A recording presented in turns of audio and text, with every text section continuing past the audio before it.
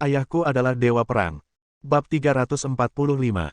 Jangan bicara omong kosong padaku. Aku. Apakah aku berani memprovokasi Tuan Guan? Apakah aku berani memukulnya? Tuan Guan sedang mencari seseorang tadi malam, atau bos yang sangat terkenal di jalan. Lakukan sendiri. Pukul aku seperti ini. Ya Tuhan, memikirkan tentang tadi malam, aku merasa seperti jatuh ke neraka. Aku bisa memberitahumu. Zhang Mazi mengertakkan gigi, jangan bicara omong kosong, jika tidak, saya akan menghancurkan mulut Anda berkeping-keping. Saya tidak mampu menyinggung perasaan Tuan Guan. Di depan Tuan Guan, saya hanyalah seekor semut. Aku bisa diinjak sampai mati olehnya, jadi jangan cari aku lagi. Setelah mengatakan itu, dia menutup telepon. Setelah menutup telepon, saya sangat ingin memukul Li Ruyue sampai mati. Apakah perempuan jalan kecil ini berbohong dengan mata terbuka, atau dia sengaja mencoba membuatku kesal? Saya jelas turun dari kursi roda pagi ini dan membungkuk kepada Tuan Guan untuk memohon belas kasihan. Li Ruyue di sini memasang ekspresi kebingungan di wajahnya. Dia melihat ponselnya dan memikirkan kata-kata Zhang Mazi lagi, dan dia menjadi bingung sejenak. Mungkinkah yang dipegang bibiku itu ponsel palsu? Atau apakah itu hanya Zhang Mazi palsu yang menjawab telepon? Ini sama sekali tidak ilmiah, oke. Tetapi banyak hal yang tidak dapat dijelaskan oleh sains, dan Li Ruyue tidak berani menelepon kembali untuk menanyakan detailnya, jadi dia hanya bisa keluar dari kamar mandi dengan diam-diam. Di ruang tamu yang bersih, Guan Qianjun, Qian Qian dan Li Rumeng duduk di ruang tamu sambil menonton TV dan tertawa. Setelah melihat penampilan spesial beberapa karakter, Li Rumeng berdiri dan tampil dadakan dengan penuh gaya, sementara Guan Qianjun memberikan bimbingan. Hal ini mengejutkan Rumeng. Dia berkata, Qianjun, sungguh aneh. Mengapa saya tidak dapat memahami instruksi guru-guru itu? Sekalipun saya mengerti, saya tidak dapat belajar. Bahkan jika saya belajar, saya akan dimarahi. Tetapi Anda, saya merasakan sesuatu begitu saya mendengarnya. Guan Qianjun berkata, hanya ada guru yang tidak bisa mengajar, dan tidak ada siswa yang tidak bisa mengajar. Itu saja. Li Rumeng memandang Guan Qianjun dalam-dalam, saya merasa kamu bangga. Guan Qianjun, ini. Li Ruyue, yang baru saja keluar, berkata dengan dingin, Kamu hanya berbicara tentang bisnis, kan? Apa-apaan ini, seorang prajurit berkepala besar hanya menggunakan kekerasan. Seorang maniak kejam yang datang untuk membuatnya menyerah. Kemampuan apa yang dia miliki? Saat dia mengatakan ini, dia tidak bisa menahan diri untuk tidak menyentuh pantatnya dengan punggung tangannya. Guan Qianjun memandangnya dengan santai dan bertanya dengan malas, bala bantuan yang kamu pindahkan tidak ingin menyelamatkanmu, bukan? Li Ruyue terkejut, bagaimana kamu tahu? Guan Qianjun berkata, melihat ekspresimu seolah-olah kamu sedang berduka atas selirmu, aku tahu itu, haha. Li Ruyue mengertakkan gigi dan tidak bisa menahan diri untuk tidak bertanya dengan keras, siapa kamu? Pagi ini, saya dengan jelas melihat Zhang Mazi menghalangi Anda di gerbang komunitas. Dia akan memberimu pelajaran. Kenapa kamu baik-baik saja sekarang? Zhang Mazi masih takut setengah mati dan tidak berani memprovokasimu lagi. Li Ruyue dengan keras kepala menganggap ilusi itu sebagai kenyataan. Guan Qianjun tepat sasaran, kamu membeku tadi malam dan pikiranmu tidak jernih. Kamu masih belum bangun sekarang. Kembali ke kamarmu dan tidur. Li Ruyue berbalik dengan marah. Saat dia hendak membuka pintu dan masuk, suara Guan Qianjun terdengar dari belakang. Rumeng, aku mencarikan apartemen untukmu di Howard Johnson Mansion. Cukup besar, dupleks, dengan 3 kamar tidur dan 2 ruang tamu. Kamu bisa pindah ke sana besok dan pindah dengan tasmu. Lingkungan yang indah juga bisa membantumu meningkatkan diri. Li Ruyue, Li Rumeng, apa? Anda benar-benar mencarikan saya apartemen di apartemen Howard Johnson. Tapi di sana mahal sekali, sewa bulanannya puluhan ribu. Qian Qian berkata dengan bangga, biar ku beritahukan sesuatu yang halus, Bibi Rumeng, ayahku membeli seluruh bangunan.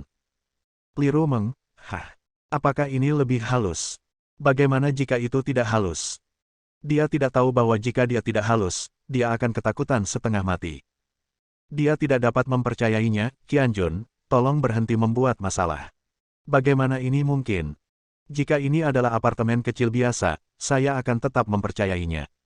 Tidak perlu untuk tidak percaya atau mempercayainya, kata Guan Qianjun dengan tenang, saya hanya memberitahu Anda bahwa Anda akan mengemasi tas Anda dan berangkat bersama saya besok pagi. Saya tidak ingin menjelaskan lebih lanjut. Anda akan tahu kapan kita ke sana. Li Rumeng berkata dengan lembut, oke. Li Ruyue tiba-tiba tertawa, bodoh sekali. Bisakah kamu menyewa apartemen di Howard Johnson Mansion untuk ditinggali adikku? Atau apartemen 3 kamar tidur dengan 2 ruang tamu? Guan Qianjun, apakah kamu dirasuki musang? Kamu banyak berbohong, dan kamu bahkan membuat adikku bingung hingga mempercayainya. Apa yang sebenarnya kamu inginkan? Wajah Guan Qianjun tenang, awalnya saya ingin meminta Anda untuk tinggal di sana, tetapi melihat kesombongan Anda, saya khawatir saya tidak mempercayainya, jadi lupakan saja. Li Ruyue terkikik sejenak, saya percaya. Jika saya percaya, apa bedanya dengan si idiot seperti saudara perempuan saya? Hanya dia yang bisa menjadi neurotik jika dia bisa bertindak sampai terobsesi dan tidak tampil baik. Kakakku percaya padamu dalam segala hal. Kakak, tolong jangan bawa Guan Qianjun ke kuburan massal. Lagi pula, aku tidak akan percaya. Pergilah, pergi. Aku bisa sendiri. Karena itu, dia melangkah ke kamar tidur, Bang. Menutup pintu. Pagi selanjutnya. Li Rumeng bangun pagi dan membuat sarapan. Saat ini, Guan Qianjun dan Qian Qian juga sudah bangun, berlatih kungfu secara metodis di depan jendela besar ruang tamu sederhana. Qi tenggelam di dantian, dan menggunakan dantian untuk menggerakkan gerakan anggota badan dan tulang. Setiap kali Anda menginjak tendangan atau pukulan, Anda harus merasakan bahwa semua kekuatan keluar dari dantian. Cara yang lebih sederhana adalah, misalnya saat Anda melakukan pukulan, bayangkan saja pukulan tersebut keluar dari perut Anda. Lambat laun, dantian Anda akan menjadi panas dan Qi akan bertunas, dan Anda akan menjadi semakin kuat. Guan Qianjun memejamkan mata sedikit dan membimbing putrinya dengan suara yang dalam. Qian Qian juga berlatih dengan sangat serius. Sinar matahari yang menyinari dari luar sepertinya tidak hanya melapisi ayah dan putrinya dengan lapisan emas, tapi juga secara samar-samar memancarkan gas yang kaya dan misterius, menutupi mereka. Seolah-olah ada bola udara yang menyelimuti kedua ayah dan putrinya. Teknik mental Po Jun adalah salah satu teknik yang paling mendominasi di dunia, dan tinju Po Jun yang diturunkan darinya bahkan lebih kuat dalam menghancurkan negara. Qian Qian mengambil bagian inti dari Raja Ginseng, dan melalui periode pelatihan dan integrasi ini, dia telah mencapai kondisi yang sangat baik. Bahkan di dunia kuno di mana para master muncul dan para pahlawan bersaing untuk mendapatkan hegemoni, kemampuan Qian Qian sudah langka. Ratusan tahun yang lalu, siapapun di sekte manapun memiliki kualifikasi untuk menjadi murid elit atau bahkan murid inti. Wang Cai juga menonton dengan senang hati, dan benar-benar berdiri, melambaikan kedua kaki depannya, menggantung di udara. Saya juga belajar dengan cara yang baik. Qian Qian tiba-tiba meninju Wang Cai. 3 atau 4 meter jauhnya, Wang Cai dipukuli hingga dia berteriak, terjatuh ke belakang, membentur dinding, dan jatuh ke tanah. Tiba-tiba kakinya terangkat ke udara, matanya terpejam, mulutnya terbuka, dan lidahnya menjulur dan miring ke satu sisi. Dia akan mati. Bab 346. Qian Qian menatap tinjunya dengan tidak percaya dan berkata dengan panik, Aku hanya bermain-main denganmu, Wang Cai, dan aku belum menunjukkan keterampilan yang hebat. Mungkinkah saya telah berlatih sampai pada titik di mana saya bisa membunuh orang sesuka hati? Wang Cai, jangan mati. Qian Qian sangat ketakutan hingga dia hampir menangis. Sejak kematian ibunya, Wang Cai menjadi sahabat terdekatnya. Guan Qianjun, ini. Wang Cai tiba-tiba melompat, menggonggong, dan dengan penuh semangat berputar-putar dan memainkan ekornya. Kucing spesial ini hanya berpura-pura. Marah, Qian Qian bergegas ke arahnya, meraih ekornya dan memukulnya dengan keras, membuatnya melolong. Apakah kamu sudah selesai? Ini masih pagi sekali. Berisik sekali, anjing-anjing menggonggong, dan orang-orang menggonggong. Apakah kamu kesal? Ini rumahku. Silakan keluar dari sini. Jika kamu tidak keluar, aku akan menelepon polisi. Pintu di satu sisi tiba-tiba terbuka, dan Li Ruyue keluar dengan marah. Dia mencubit pinggangnya dengan kedua tangan dan wajahnya membiru karena marah. Saya berjuang sepanjang malam tadi malam, apakah Zhang Mazi mengalahkan Guan Qianjun atau tidak, dan apakah apa yang dilihatnya di pagi hari itu benar, jadi dia tidak pernah tidur nyenyak, matanya merah, dan dia tampak kuyu. Dia mengenakan gaun tidur dengan garis leher yang relatif rendah, dan status perkembangannya jauh lebih baik daripada saudara perempuannya. Dia melompat-lompat, dan sepertinya tidak ada apa-apa di dalamnya. Guan Qianjun menganggapnya menjengkelkan dan berbalik, terlalu malas untuk memperhatikannya. Li Ruyue sangat marah hingga dia ingin bergegas dan menggaruk wajahnya beberapa kali. Tapi memikirkan tentang dipukul oleh Guan Qianjun tadi malam, aku melupakannya. Li Rumeng buru-buru keluar dari dapur dan berkata sambil tersenyum masam, "Oke, ayo sarapan. Aku sangat marah sampai aku tidak bisa makan. Kakak, biar ku beritahukan padamu." Li Ruyue berkata dengan keras, "Misalnya, biarkan Guan Qianjun dan putrinya keluar hari ini, atau aku akan pergi. Aku akan kembali ke sekolah dan tinggal di asrama. Aku juga ingin memberitahu orang tuaku. Kamu bisa membawa pria ini kembali. Pria ini juga memiliki putrinya. Dia bajingan yang masih hidup. Uang yang kamu hasilkan tidak cukup untuk menghidupiku. Kamu harus mendukung seorang pria dan membantunya membesarkan putrinya. Kamu sakit. Karena itu, dia berbalik dan masuk ke dalam rumah. Saat dia hendak menutup pintu, Qian berkata dengan serius, "Hei, Bibi Ruyue, kamu tidak perlu terburu-buru. Kita akan berangkat setelah sarapan. Bibi Rumeng akan mengemasi barang-barangnya dan pergi bersama, dan aku akan menginap di Howard Johnson Mansion.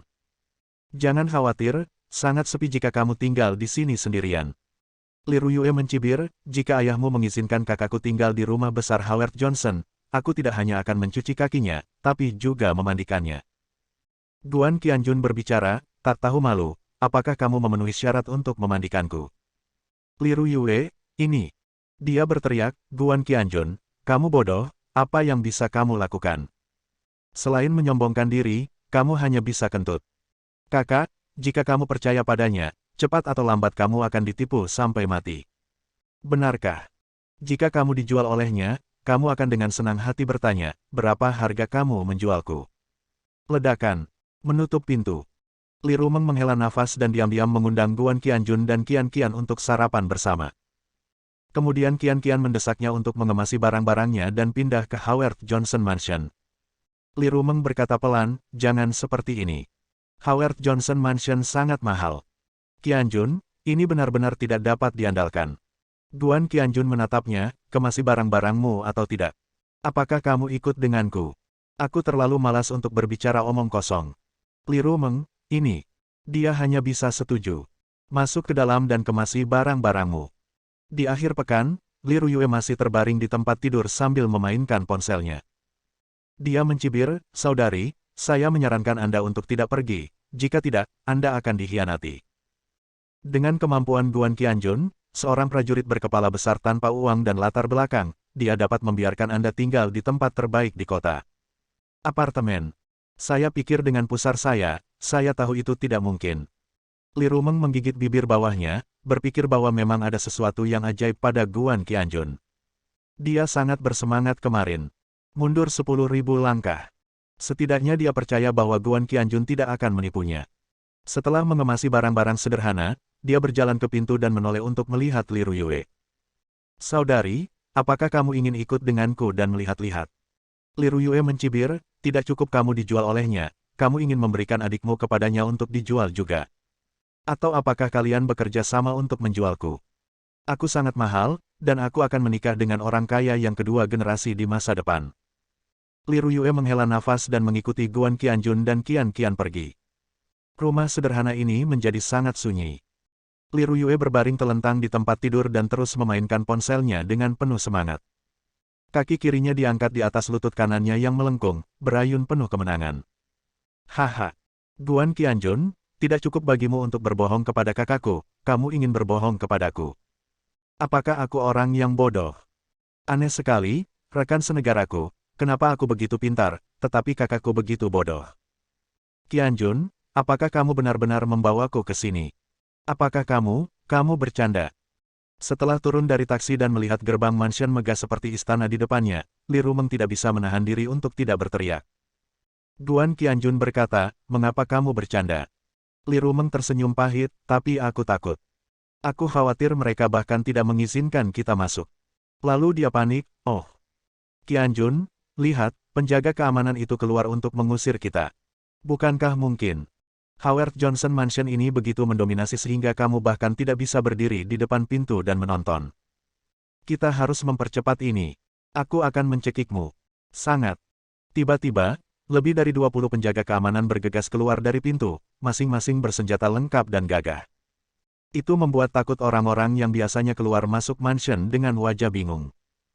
Li Rumeng meraih erat lengan baju Guan Qianjun dan mencoba menariknya menjauh. Ayo pergi. Ayo pergi. Kalau tidak, kamu akan benar-benar dipukuli. Guan Qianjun memberinya mata putih yang menusuk langit. Qian memberinya tampilan seperti komet yang menabrak bumi. Wang Cai, Wo Sa Wo Huo. Berikutnya, penjaga keamanan yang bergegas keluar membentuk dua tim di kiri dan kanan, lalu membungkuk kepada Guan Qianjun dan yang lainnya secara serempak. Selamat datang Tuan Guan pulang. Selamat datang. Qi menembus pelangi, penuh rasa hormat. Tiba-tiba, kejutan itu membuat orang-orang di sekitarnya semakin bingung. Li Rumeng bahkan lebih terkejut lagi. Dia merasa dia tidak bisa mengerti. Di samping itu, 3 lagi wanita jangkung dan cantik melangkah keluar, memegang bunga paling berwarna di dunia. Pemimpinnya adalah Xiao Zhou, yang baru saja dipromosikan menjadi manajer. Namanya Zhou Haimei. Dia pertama kali menyerahkan bunga itu ke tangan Guan Qianjun, matanya dipenuhi rasa hormat dan terima kasih. 2 wanita cantik lainnya juga mengirimkan bunga untuk Qian dan Li Rumeng. Qian dengan senang hati menerimanya, menundukkan kepalanya dan menciumnya. Wow! Baunya enak sekali. Li Rumeng berdiri di sana dengan bodohnya sampai si cantik meletakkan bunga itu langsung ke pelukannya. Wang Cai menggonggong 2 kali karena kecewa, dan wanita cantik lainnya segera datang dan meletakkan karangan bunga kecil di lehernya. Keempat wanita cantik itu berteriak bersamaan, "Selamat datang di rumah, Tuan." "Tuan, tolong." 2 baris penjaga keamanan di belakang berteriak bersamaan, "Tuan, tolong." Pada saat yang sama, dia mengulurkan satu tangan ke pintu. Semua orang di sekitar akan meledak. "Aku pergi. Apa yang kamu lakukan? Kenapa kita tidak pernah diperlakukan seperti ini ketika kita kembali? Siapa Tuan Guan ini? Sepertinya seluruh rumah Howard Johnson adalah miliknya. Aneh sekali. Ini seperti menyambut kedatangan seorang raja. Tuan Guan luar biasa." Setelah masuk, Li Rumeng masih bingung. Setelah masuk ke apartemen termewah, memandangi birunya laut 270 derajat, dan melihat dekorasi mewah di sekelilingnya, Li Rumeng masih bingung.